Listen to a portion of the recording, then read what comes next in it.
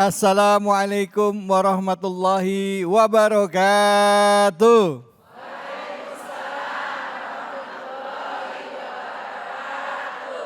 Alhamdulillah hari ini kita bisa bertemu lagi, bersilaturahim lagi dalam program kesayangan kita semua, yaitu Cahaya Hati Indonesia.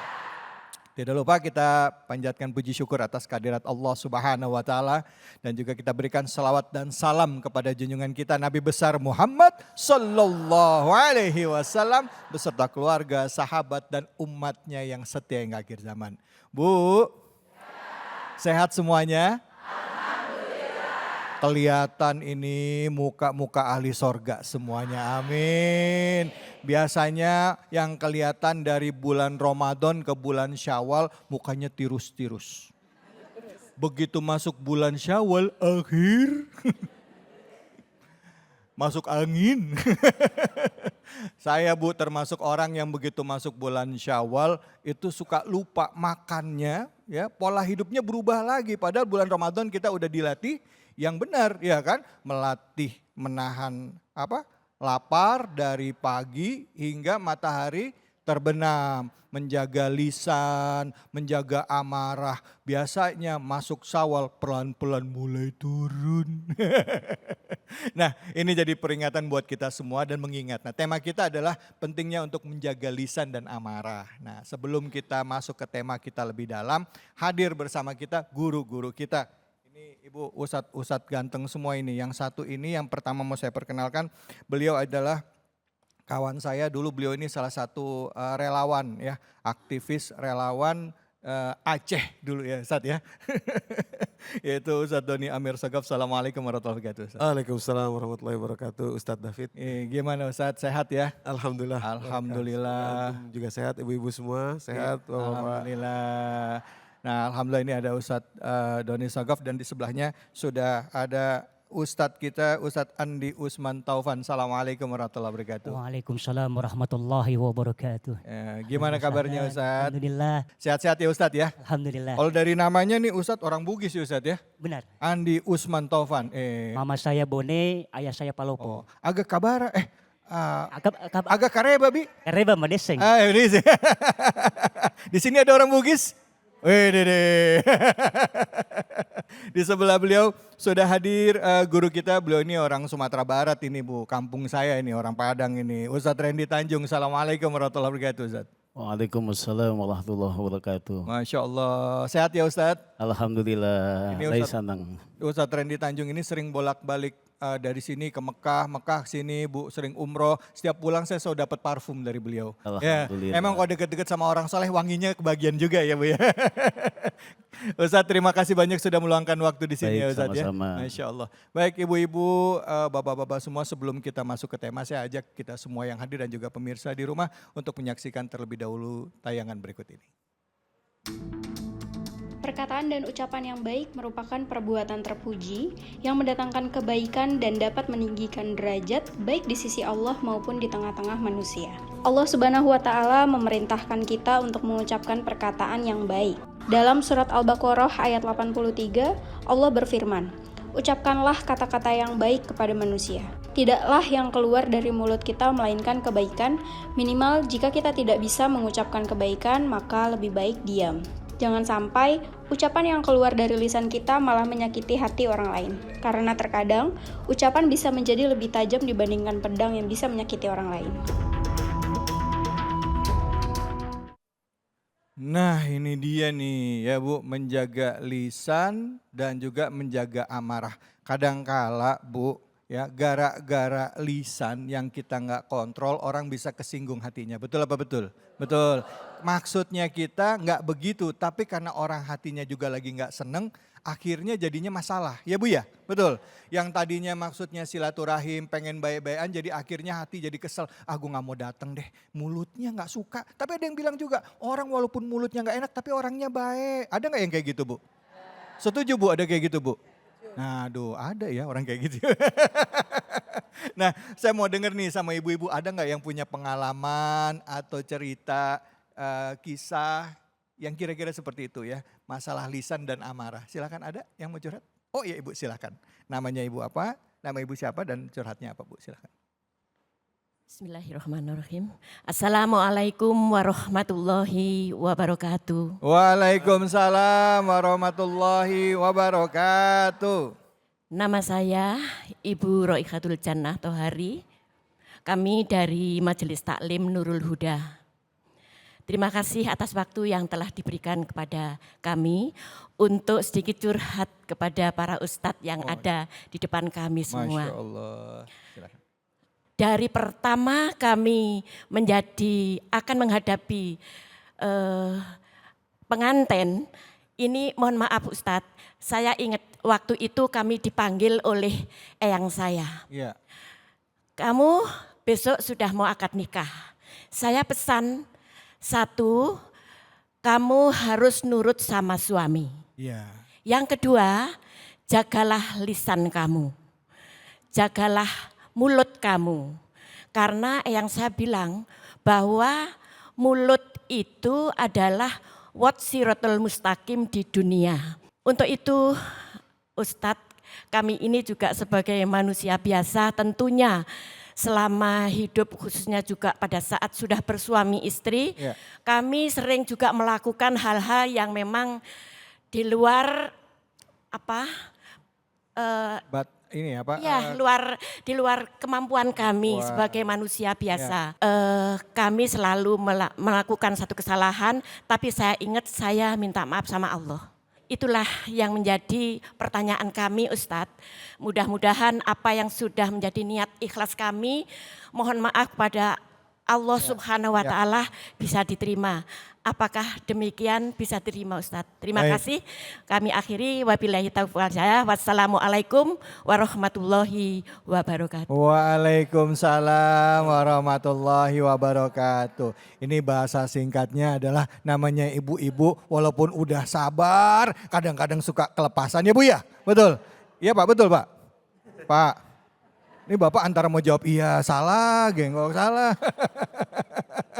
Ya silakan Ustadz Doni, bisa menjawab pertanyaan Ibu atau juga mungkin bisa menyikapi video tadi, silakan. Baik, terima kasih Ustadz David, terima kasih Bu. Ibu-ibu yang dirahmati Allah, Bapak-Bapak sekalian. Saya dulu tahunya malaikat Raqib dan Atid itu tugasnya cuma satu. Tugasnya apa Bu? Satu, Mencatat amal perbuatan baik dan buruk. Saya tahunya tuh cuma satu. Ternyata salah Ustadz David. Dan ini bahaya banget. Seperti halnya kalau anak sekolah, kita tanya, nak besok ujian ya? Iya. Berapa mata ujian? Cuma satu Pak. Oke kamu belajar. Belajar mati-matian. Begitu kita antar besoknya, kita tanya sama gurunya, berapa mata ujian? 2. Loh kok 2? Walaupun anak tadi belajar mati-matian dapat nilai 99, tapi karena mata ujiannya 2, kuotanya nggak cukup untuk lulus. Demikian pula kita, ibu-ibu, bapak-bapak yang dirahmati Allah, ternyata yang dicatat oleh malaikat Raqib dan Atid itu bukan cuma satu. Mana dalilnya? Quran surat 50, surat Qaf ayat ke-17 dan 18. Kalimat Allah begini. Auzubillahi minasyaitonirrajim. Iz yatalaqqal mutalaqqiyan 'anil yamini wa 'anil shimali qa'id. Ingatlah ketika dua malaikat duduk di kiri dan di kanannya mencatat. Betul amal perbuatan nih yang nomor 1 ya, 17. Tapi lanjutkan kalimatnya pada ayat ke-18. Ma yalfidhu min qaulin illa ladaihi raqibun atid. Kalimatnya berbeda. Dalam kaidah tafsir namanya istisna. Dan tidaklah satu kalimat dikeluarkan oleh manusia kecuali dicatat oleh malaikat Raqib dan Atid. Jadi amal perbuatan tersendiri, kata-kata tersendiri. Maka itu nanti akan kita saksikan banyak orang di akhirat amal perbuatannya banyak. Tapi karena kata-katanya hapus semuanya. Quran surat kedua ayat 264 kalimat Allah. Auzubillahi minasyaitonirrajim. Ya ayyuhallazina amanu la tubtilu shadaqatikum bil manni wal aza. Kallazi yunfiqu malahu ria'an nas famasaluhu kamasalis safwanin alaihi turabun fa asabahu wabilun fatarakahu salda la yaqdiruna ala syai'in mimma kasabu wallahu la yahdil qaumal kafirin. Ada orang-orang yang berinfak seperti debu tertempel sebentar di atas batu, lalu datang hujan badai, kalian lihat tidak ada lagi debu tadi menempel. Ini amal sudah dilakukan, sudah tercatat, begitu bicara manni wal aza, menyebut-nyebut dan menyakiti, hilang. Habis. Jadi bahaya orang pikir, oh amal saya sudah banyak. Amal saya sudah cukup, kira-kira masuk surga lah saya. Rupanya satu yang tidak dijaga, yang juga dicatat. Bahkan dengan kalimat yang berbeda oleh malaikat raqib dan atid. Khusus, ma yalfidhu min qaulin illa, ini berat nih, illa ladaihi raqibun atid. Jadi betul sekali pesan Eyang Ibu tadi, luar biasa, sesuai dengan Al-Quran, jaga mulut. Kalau amal perbuatan insya Allah kita punya lah. Tapi ini bahaya, bisa menghabiskan semua amal perbuatan. Masya Allah. Terima kasih banyak Ustaz Doni. Silakan Ustaz Andi. Fadol. Bismillahirrahmanirrahim. Salamatul insan fi hifdzil lisan. Selamatnya manusia itu dari terjaganya lisannya. Tadi Eyang siang ini berbuat salah, malamnya beristighfar, mohon ampun kepada Allah. Ini sejatinya manusia. Manusia itu tak luput daripada salah. Ketika iblis dikeluarkan dari surga, iblis bersumpah di hadapan Allah akan menggoda anak keturunan cucu Adam. Oleh karenanya, kullu bani Adam khata'un wa khairu khata'ina tawwabun. Anak keturunan cucu Adam itu tak luput daripada salah. Dan kesalahannya itu dia mau bertaubat. Jadi Eyang yang lakukan itu hal biasa. Namun setiap kita salah itu bagus kita lakukan dengan istighfar. Mohon ampun kepada Allah atas segala hilaf kita. Karena sesungguhnya tidak ada manusia yang sempurna. Demikian Ustaz. Ya, baik, alhamdulillah. Terima kasih banyak Ustaz Andi. Silakan Ustaz Randy. Fadol. Baik. Assalamualaikum warahmatullahi wabarakatuh. Waalaikumsalam warahmatullahi wabarakatuh. Baik Bapak Ibu semua, alhamdulillah jika kehidupan kita ingin menjadi kehidupan yang bahagia di dunia dan juga di akhirat, salah satunya adalah kita harus mampu menjaga lisan kita ini. Bahkan Allah dan juga Rasulullah SAW bersabda menyatakan bahwasanya barang siapa yang beriman kepada Allah dan juga kepada hari akhir, maka dia harus bisa untuk mengatakan yang baik, mengatakan yang benar. Kalau enggak bisa maka diam, itu jauh lebih baik. Artinya adalah apa? Betapa pentingnya kita menjaga lisan kita ini. Allah Subhanahu wa taala sangat mencintai hambanya yang mampu menjaga lisannya dengan memperbanyak zikir kepada Allah Subhanahu wa taala, memperbanyak mengingat kepada Allah Subhanahu wa taala. Ini jauh lebih utama. Bahkan ketika kita zikir kepada Allah, mengingat kita kepada Allah Subhanahu wa taala yang begitu sangat ringan ibadahnya. Tanpa wudu zikir boleh, tanpa kita menghadap kiblat zikir pun boleh kita lakukan, dimanapun tempatnya bisa kita lakukan selagi tempat itu baik. Maka kalimat-kalimat zikir itu menjadi pemberat amal kebaikan kita nanti di akhirat. Ketimbang lisan kita terlalu banyak bicara. Sementara lisan ini ketika terlalu banyak bicara akan menimbulkan perkara-perkara yang buruk bagi kita. Jangankan untuk diri kita, bisa jadi berbahaya untuk orang lain. Saat sekarang ini bukan hanya lisan saja ternyata yang menjadi faktor utama kekacauan. Jari-jari kita saat sekarang ini pun sama dengan lisan. Kita mengirimkan sesuatu yang tidak baik kepada grup-grup WA kita, mengirimkan sesuatu yang tidak baik kepada grup-grup WA kita, timbul yang namanya ketidakbaikan yang berkelanjutan. Ada amal jariah, ya, yang kita ketahui amal jariah, kebaikan yang terus menerus. Ternyata ada juga keburukan juga. Ketika kita melontarkan sesuatu kebaikan, itu akan dilakukan oleh orang lain, kebaikan itu maka menjadi amal jariah. Begitu juga kalau kita men-share, memposting sesuatu yang tidak benar, sesuatu yang tidak baik, sesuatu yang akan menimbulkan kekacauan, yang akan menimbulkan fitnah, maka selama itu ditonton, selama itu dilihat, selama itu orang melihat, membaca itu semua bahwa itu tidak baik, maka ketidakbaikan itu akan mengalir dan dosanya pun kita akan tanggung nanti, naudzubillah. Oleh karena itu penting bagi kita menjaga lisan kita dan juga menjaga jari-jari kita.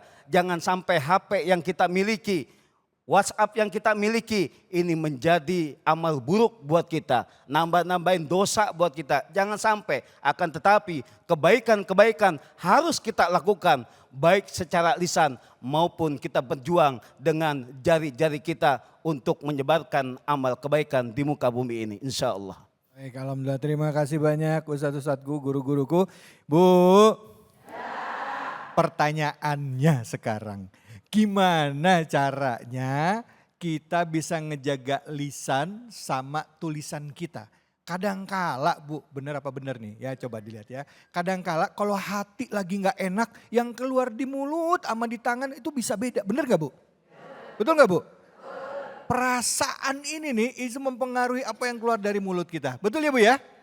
Kalau hati senang, yang keluar dari mulut senang. Apalagi kalau misalnya pas lagi liburan diajak jalan-jalan ke toko emas. Ya, waduh senyum semua ini. Masya Allah. Baik, kita akan mencoba menggali lebih dalam lagi tentang bagaimana Islam mengajarkan kita untuk menjaga lisan dan menjaga amarah kita. Tentunya hanya di sini, di Cahaya Hati Indonesia.